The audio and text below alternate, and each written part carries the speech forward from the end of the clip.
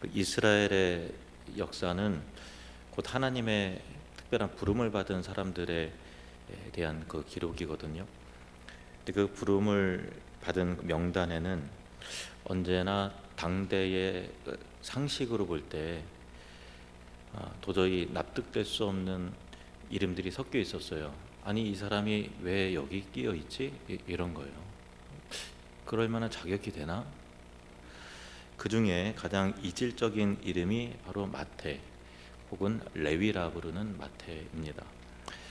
레위 마태는 가버나움의 세관에 앉아 있었어요. 당시 세리는 단순히 세금을 걷는 행정직원, 우리가 보통 세무소에서 일을 하고 또 세금을 걷는 징수원 그런 정도가 아니라 그들은 당시 로마 제국의 압제에 부역하면서 동족의 고열을 짜내는 배신자이자 또 매국노였고, 율법적으로는 부정한 자들과 접촉하는 자들이었으며 도덕적으로는 탐욕으로 가득한 그런 사람들이었습니다.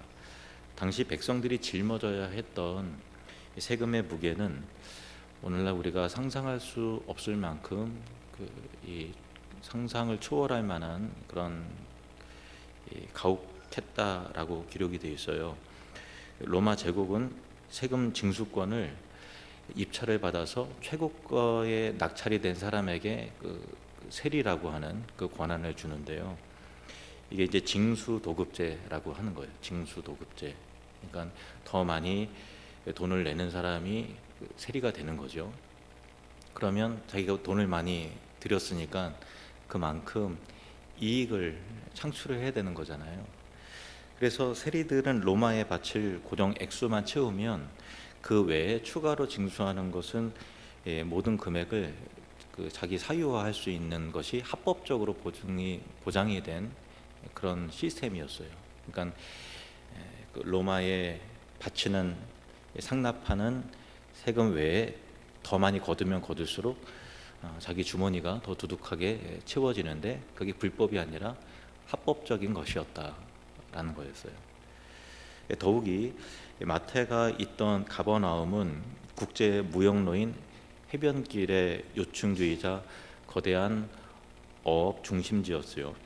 그러니까 마태가 앉은 세관에서는 지나가는 상인의 수레바퀴 개수, 가축의 머릿수, 그리고 길을 걷는 사람의 걸음뿐만 아니라 갈릴리 어부들이 목숨 걸고 밤새 건져 올린 물고기 한 마리 한 마리까지 샅샅이 관세와 통행세를 매겼다고 합니다. 명확한 기준도 없이 세리 마음대로 부과되는 가혹한 과세와 또 합법을 가장한 탈취 앞에서 백성들은 이가 갈릴 정도로 매일 피눈물을 흘려야 했던 그런 상황이었죠. 그러니까 세리의 금고가 채워질수록 동족의 가난과 절망과 분노는 더 깊어만 갔던 것이었어요. 당시 랍비들의 가르침에 따르면 세리는 회개할 기회조차 없다라고 이렇게 단정을 하는 부류였습니다. 왜냐하면 그들이 훔친 액수를 일일이 기억해낼 수 없기 때문에, 배상 자체가 불가능하기 때문에, 회개하면 회개한 것만큼 돌려줘야 되는데 누가 누구에게 얼마만큼 착취했는지가 이게 셈하는 것이 불가능하기 때문에 회개 자체가 불가능한 자들이 바로 세리다라고 랍비의 책에 기록되어 있을 정도예요. 그러니까 사회적인 격리, 종교적 파문, 그리고 민족적 혐오, 이것이 마태가 자처하여 들어간 그의 삶이었던 것이죠. 그는 돈을 사랑했지만 사람을 잃었고, 안락을 선택했지만 영혼의 안식을 포기한 상태였습니다. 전적으로 타락하여서 스스로 자신의 힘으로는 결코 구원에 이를 수 없는 인간의 영적 폐허의 터전이 바로 세리 마태가 거했던 이 세관이었고, 바로 그 사람이 오늘의 주인공입니다. 그런데 놀랍게도 바로 그곳에서 하나님의 저항할 수 없는 강권적 은혜의 빛이 그 세관에 임하게 된 것이죠. 마태의 부르심은 철저히 예수 그리스도의 주권 아래에 이루어지는데요. 성경은 예수께서 길을 가시다가 세관에 앉아 있는 마태를 보셨다라고 기록하고 있어요. 마태복음 9장 9절 말씀 같이 읽겠습니다. 시작. 예수께서 그곳을 떠나 지나가시다가 마테라 하는 사람이 세관에 앉아 있는 것을 보시고 이르시되 나를 따르라 하시니 일어나 따르니라. 뒤 배경 설명이 없죠. 세관에 앉아 있는 것을 보시고 나를 따르라. 보셨다라고 하는 단어는 단순히 시각적인 인지 그런 차원이 아니라 창세 전부터 택하신 자를 향한 목적이 있는 응시이고 죄인의 심연을 꿰뚫어 보시는 거룩한 통찰이 그리스도에게 있었다라는 것이죠. 그가 누구인지 어떤 삶을 살아왔는지 하나님께서 이렇게 만나게 하셨구나라고 하는 그리스도의 영적 통찰과 깊이 아는 응시가 있었던 것이죠. 마태가 예수께 먼저 나온 것이 아니죠. 예수님이 마태에게 다가가셨습니다. 마태는 자격이 있어서 선택받은 것이 아닙니다. 오히려 그는 구원받지 못할 모든 조건을 완벽하게 갖춘 그런 인물이었어요. 그러나 하나님의 은혜는 인간의 자격, 인간의 조건이라고 하는 담에 가로막히지 않는 거죠. 예수께서 그를 보시고 던지신 단 한마디 나를 따르라 라는 명령은 마태의 내면에서 거부할 수 없는 효력 있는 부르심으로 그에게 강권적인 역사가 나타나게 되었습니다. 마태는 그 즉시 모든 것을 버리고 일어납니다. 동전의 무게를 달던 저울과 장부, 금전적인 유의, 그리고 그를 지탱해 주던 로마의 보호막과 또 이 경제적인 이 권력 등등 그것을 미련 없이 털고 뒤로 하여 떠나는 거예요. 이것은 인간의 결단력 이전에 나를 따르라 라고 하셨을 때에 성령의 강력한 역사가 그의 영혼에 임했다라는 것을 증언하는 거예요. 논리적으로 설명되지 않잖아요. 그렇죠? 왜 떠나가는 거지? 앞뒤 설명이 없어요.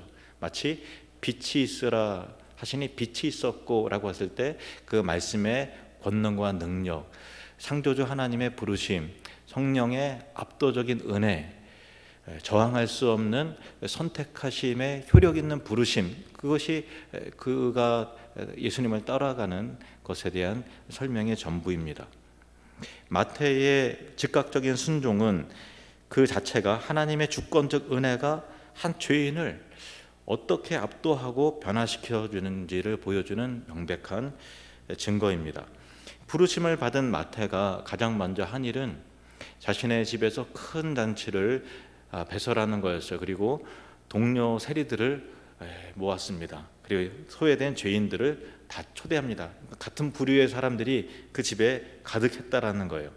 이 잔치는 단순히 동료들과의 이별을 고하는 사교 모임이 아니었고요. 그것은 구원의 기쁨이 전염되고 확장되는 선교 현장이었다는 거예요. 그리고 장차 완성될 하나님 나라의 어린 양 혼인 잔치에 대한 이 지상에서 그것을 미리 맛보는 상징적 현장이었던 것입니다. 이 은혜의 현장에서 바리새인들의 비난이 터져 나오기 시작합니다. 9장 10절 11절 말씀 함께 있습니다. 예수께서 마태의 집에서 앉아 음식을 잡수실 때에 많은 세리와 죄인들이 와서 예수와 그의 제자들과 함께 앉았더니 바리새인들이 보고 그의 제자들에게 이르되 어찌하여 너희 선생은 세리와 죄인들과 함께 잡수시느냐? 어찌하여 너희 선생은 이 세리들과 함께 식탁을 같이 하느냐? 이 질문은 인간의 행위와 공로를 먼저 앞세우는 율법주의와 인간의 행위와 공로와 전혀 상관없이 하나님께서 값없이 베풀어 주시는 은혜의 복음이 충돌하는 지점이죠. 바리새인들에게 거룩함이라고 하는 것은 부정한 것들과 분리되고 배제하는 것이 그들의 기준에 있어서의 거룩함이었어요. 나는 죄인들과 겸상하지 않아. 부정한 자들과 말을 섞지 않아. 라고 하는 것이 그들의 거룩함의 기준이었습니다. 그래서 예수님의 거룩함은 죄악된 세상 속으로 들어와서 침투하고 변혁시키는 것이 예수님의 거룩함이었어요. 빛이 어둠 속에 들어가서 어둠을 몰아내듯이 그리스도인은 죄인의 식탁에 앉으심으로 그 자리를 빛의 자리로, 거룩한 자리로, 하나님을 찬양하는 자리로 완전히 변화시키는 거예요. 12절 13절 말씀을 이어서 우리 읽겠습니다. 시작. 예수께서 들으시고 이르시되 건강한 자에게는 의사가 쓸데없고 병든 자에게라야 쓸데있느니라. 너희는 가서 내가 궁휼을 원하고 제사를 원하지 아니하노라 하는 뜻이 무엇인지 배우라. 나는 의인을 부르러 온 것이 아니요 죄인을 부르러 왔노라 하시니라. 이 말씀은 복음의 정수를 담아내고 있어요. 인간이 하나님께 나아갈 수 있는 유일한 자격은 내가 죽을 수밖에 없는 병든 자, 영적으로 파탄난 자라는 것을 인정하는 것이죠. 의인이 아니라 죄인을 부르러 왔다, 죄인을 구원하러 왔다라는 것이죠. 마태는 자신이 영적으로 파탄난 자라는 것을 알고 있었어요. 그걸 철저히 깨닫기에 의사이신 그리스도를 전적으로 의존할 수 있는 것이죠.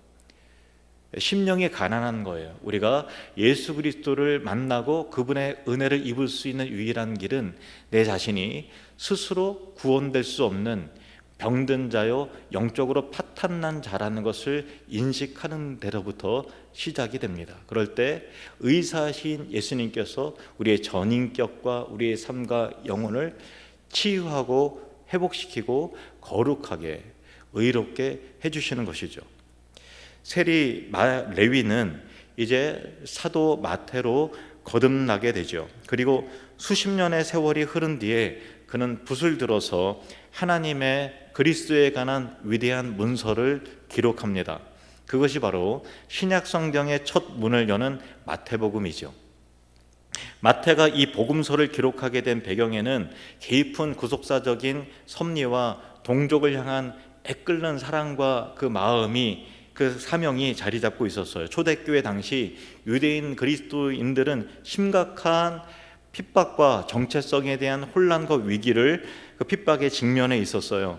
정통 유대교 지도자들은 예수님을 십자가에 못 박힌 실패한 선동가로 치부하면서 예수를 그리스도로 믿는 자들을 자신의 공동체와 회당에서 출교시켰던 것이죠. 그러니까 그때는 과도기였어요.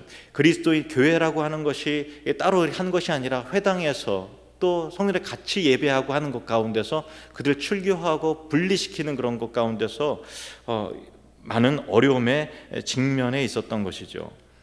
그리고 만약 예수가 구약이 예언한 참된 메시아라면 어째서 하나님의 택함을 받은 백성이 유대인 대다수가 그를 거부했겠느냐라고 하는 이 논리를, 조롱을 폈던 것이죠. 그 조롱이 교회 안팎을 맴돌았고 많은 유대인 그리스도인들이 혼란을 겪고 있었던 것입니다. 과거 동족의 피를 빨아먹던 매국노 취급을 받으며 유대 사회에서 철저히 버림받았던 마태였잖아요.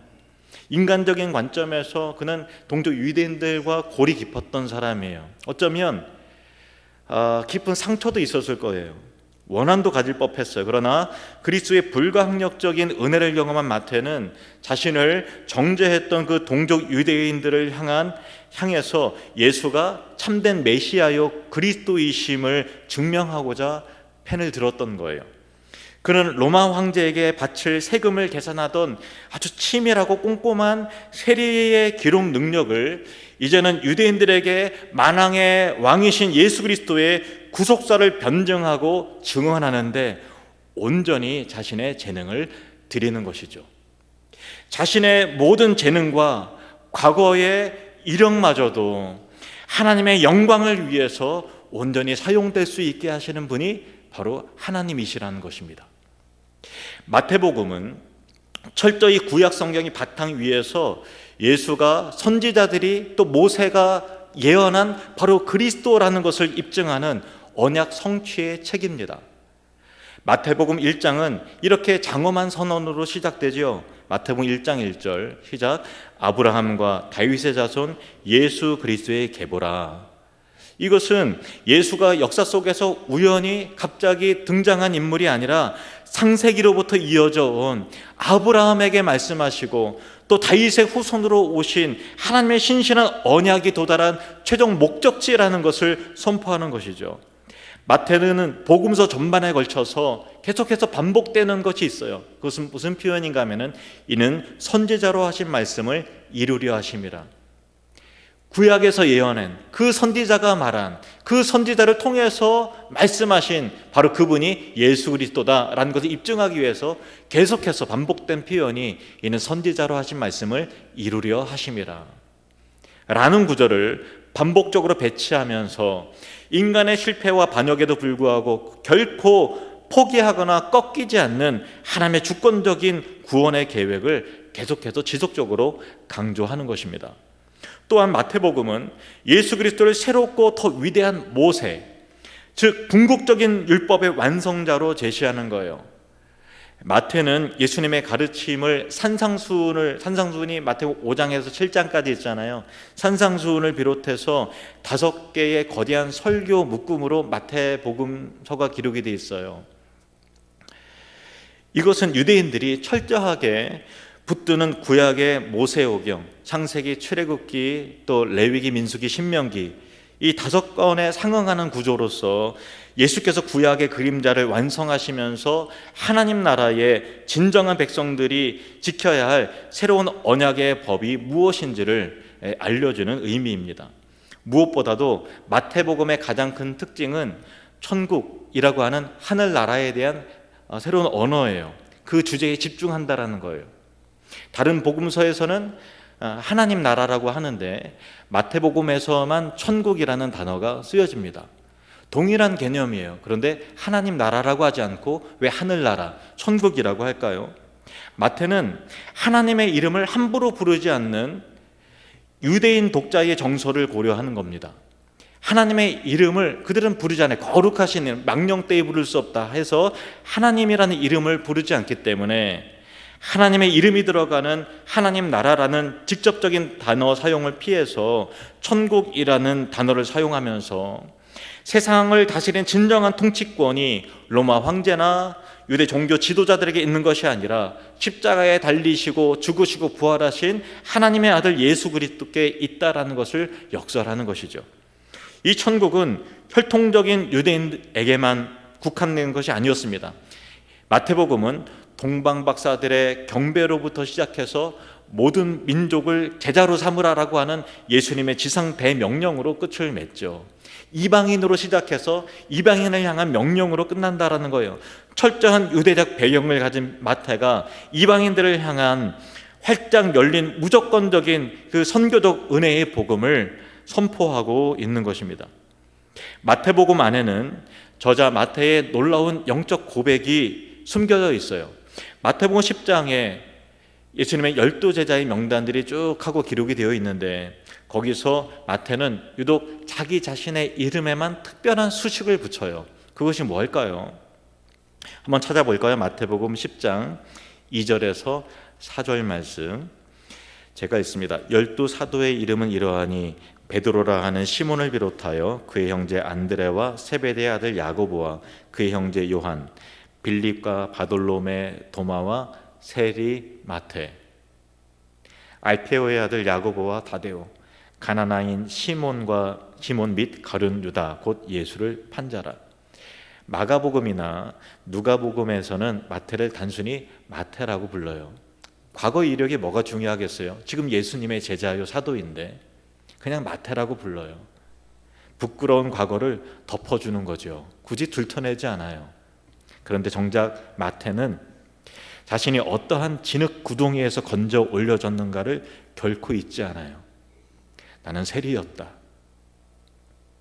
어떠한 죄인도 구원하시는 예수 그리스도의 능력과 은혜를 세리 마태라고 하는 특별한 호칭을 통해서 그리스도의 은혜의 놀라움을 담아내고 있는 것이죠. 구원받을 자격이 전혀 없는 자에게 베풀어진 하나님의 크신 은혜를 영원히 기념하고자 하는 마태의 마음을 여기서 우리는 읽을 수 있습니다. 자신의 비천함과 철저한 타락을 깊이 인식할수록 나를 덮으신 그리스도의 그 구속의 칭의의 은혜가 얼마나 영광스러운가를 증언하는 겸손의 태도였던 것이죠. 그는 평생을 걸쳐서 자기 의를 십자가에 못 박고 오직 자비로우신 왕의 은혜만을 자랑하는 삶을 살았습니다. 전승에 의하면 마태는 현재 이란 지역, 그때는 이름이 달랐어요. 근데 지금 이란이 있는 그 중동 지역에 나아가서 복음을 전하다가 칼에 찔려 순교했다고 그렇게 전승에 전해집니다. 세리로서 긁어모았던 썩어질 재물을 초계와 같이 버린 그는 자기 생명조차 하나님 나라의 영원한 영광을 위해서 온전히 쏟아 부었습니다. 부르심에 합당한 삶은 이처럼 자아를 부인하고 그리스도와 함께 십자가를 지는 자리로 나아가는 것입니다. 이제 우리에게 적용해 볼까요? 오늘날 우리 역시 각자의 세관에 앉아 있다는 사실이에요. 그 세관은 세상의 성공과 재물을 맹목적으로 추구하는 탐욕의 자리일 수도 있고요, 타인의 인정을 구걸하는 허상과 또 교만의 자리일 수도 있고, 겉으로는 경건해 보이지만 속으로는 하나님 없이 자신의 힘으로, 의지로, 능력으로 살아가려는 종교적 위선의 자리일 수도 있죠. 각자마다 자기의 세관의 자리가 있습니다. 우리가 마태도 똑같아요. 우리도 똑같아요. 우리가 먼저 하나님을 찾은 것이 아니죠. 우리가 영적인 소경과 기머거리로 죄악의 쇠간에 주저앉아 있을 때 만세 전부터 우리를 택하신 성부 하나님의 목적과 우리를 위해서 피 흘리신 성자 예수 그리스도의 구속과 성령 하나님의 유효한 부르심이 우리를 찾아왔어요. 각자 우리가 부름받은 순간과 스토리는 다르지만 함축적으로 말한다면 예수께서 그를 보셨다, 나를 따르라 말씀하셨다, 그리고 그는 예수를 따랐다 라는 단어로 압축되어 있습니다. 그 압도적인 은혜가 마태를 불러 일으켜 세웠듯이 오늘 우리의 굳은 마음을 깨트리고 우리를 새 생명으로 이끌어내는 것입니다. 에베소서 1장 4절 5절 말씀을 함께 읽겠습니다. 곧 창세전에 그리스도 안에서 우리를 택하사 우리로 사랑 안에서 그 앞에 거룩하고 흠이 없게 하시려고 그 기쁘신 뜻대로 우리를 예정하사 예수 그리스도로 말미암아 자기의 아들들이 되게 하셨으니. 믿으십니까? 아멘. 요한복음 15장 16절 말씀도 우리 믿음으로 함께 있습니다. 너희가 나를 택한 것이 아니요 내가 너희를 택하여 세웠나니 이는 너희로 가서 열매를 맺고 또 너희 열매가 항상 있게 하여 내 이름으로 아버지께 무엇을 구하든지 다 받게 하려 함이라. 너희가 나를 택한 것이 아니요 내가 너희를 택하여 세웠다. 우리 인생은 세관에 앉아서 어떤 장부를 열심히 기록하고 있습니까? 과거에는 나의 공로와 타인의 흠결을 낱낱이 기록하는 원망과 율법의 장부가 우리 내면에 혹시 없습니까? 혹은 세상에 썩어질 재물을 계산하는 탐욕의 장부를 지고 살았을지도 모르겠습니다. 그러나 이제 우리는 그 장부를 기록하는 펜을 꺾고 마태가 세관의 장부를 덮고 하나님 나라의 위대한 구속자를 기록하는 복음서의 저자가 되었듯이 우리 역시 우리의 삶이라고 하는 여백 위에 오직 예수 그리스도 십자가 은혜와 그분의 주권적인 통치를 기록해 나가는 자로 부름을 받았다는 사실입니다. 지금까지 그 사람이 나한테 그렇게 했지, 과거에 그렇게 억울한 일을 겪었지라고 썼던 그런 장부를 이제는 덮어버리고 새로운 하나님 나라를 거룩하게 기술해 나가는 복음서를 기록해 나가듯이, 복음의 말씀을 기록해 나가듯이 새롭게 인생을 기록해 나가는 새로운 삶이 우리에게 펼쳐지기를 축원합니다. 하나님 나라는 스스로 의롭다 여기는 자들이 아니라 자신의 영적 파산을 고백하면서 그리스도의 옷자락을 붙잡는 자들에게 주어지는 은혜의 왕국이죠. 나를 따르라 하시는 주님의 음성 앞에 우리의 모든 알량한 자존심과 세속의 우상을 내려놓고 마태 인생을 그 그늘진 세관의 세리에서 그리스도의 영광의 사도요, 복음의 역군이요, 영광의 복음서의 기자로 변모시킨 하나님의 그 놀라운 측량할 수 없는 은혜가 오늘을 살아가는 우리의 척박한 삶 또한 영원히 하나님 나라의 거룩한 이야기로 새롭게 빚어가실 것을 기대하면서 믿음으로 살아가시는 우리 모두가 되기를 주님의 이름으로 축원합니다.